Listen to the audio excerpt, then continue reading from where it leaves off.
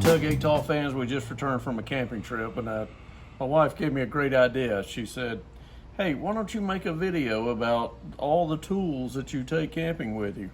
And probably the reason she did that was because we went on a camping trip a few years ago and got in a little jam, and I had absolutely no tools, and she's never let me live that down ever since. So let's get going. Obviously, duct tape. No matter what you're doing, where you're going, duct tape can save the day.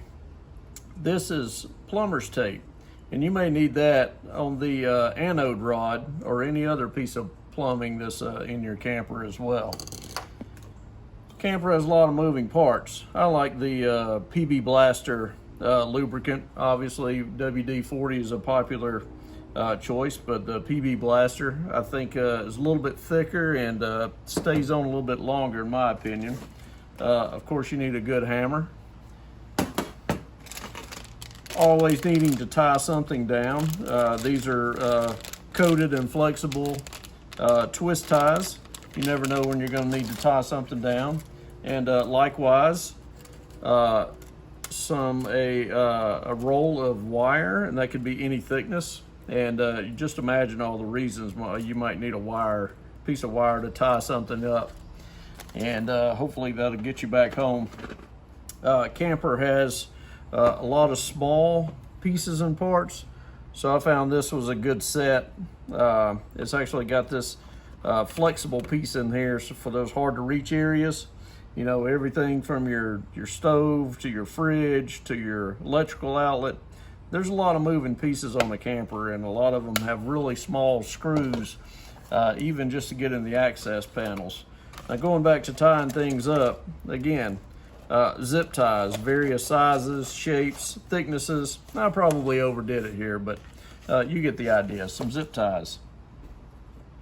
Let's see what else we got here. I carry these because I have some kayak racks and things like that that use Allen tools.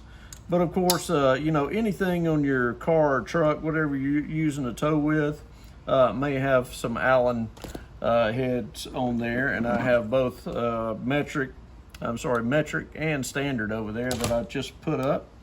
And of course, this is just a cheapo, and that's really all you need. Just a standard socket set, and this is going to have metric and standard in it. And yeah, that's all that can be said about that, really.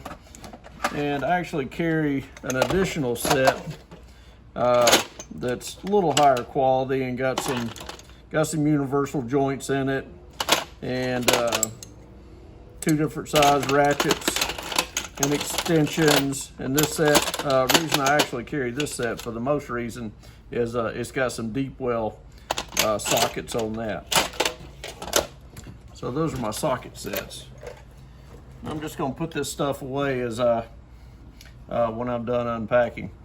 Screwdriver, save a lot of space by getting a screwdriver that holds its own screw bits, you know, there. And this one actually is a ratchet style screwdriver. I can turn this and ratchet, so that's good if you're in a tight spot.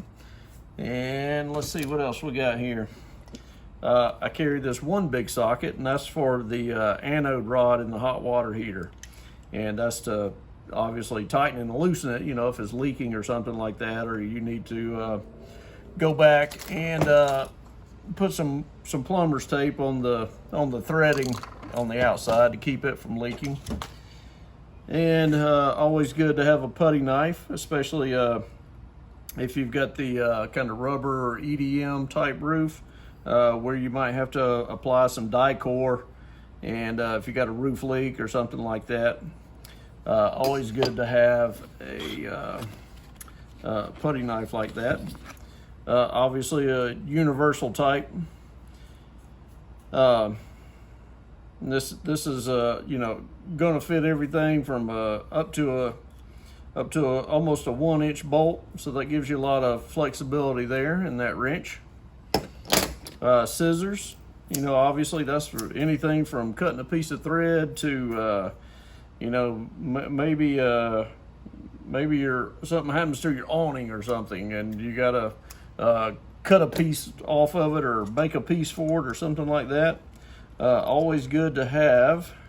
And I just clamp this to my handle for lack of a better place to put it. And that's a C-clamp. C-clamp, you know, so if something comes loose, I can temporarily pin it up, or if I had to glue something and have it held together, that's always good to have. And our camper is actually got the metal siding, and I actually did get in a jam one time where the rock panel on the front came loose, and I actually had to cut a piece of the tin, kind of shape it the right size and get it pinned up just to get us home. So I mean, it seems ridiculous that I would need a pair of tin snips, but they came in handy when I had them, right? This is actually a wood chisel, but I find it good for pretty much chiseling on anything, or if I gotta, you know, break something free or like that, or even use it as a kind of a mini pry bar. That comes in handy as well. Obviously, we got some other things similar to that. We got a punch here. You know, maybe I needed to punch a hole in something to create something, or I had maybe a nail or something that I needed to drive in, sink that down or something like that. Punch is always handy. And of course, your camper is full of wiring. You may need some wire snips there. Let's go around to the other side. Again, going back to the adjustable wrench, this one going up a little bit bigger. And this is an 8-inch adjustable wrench. Level. Always want to level things at the campsite, right? Always want to see if camper's level, picnic table level, could be anything.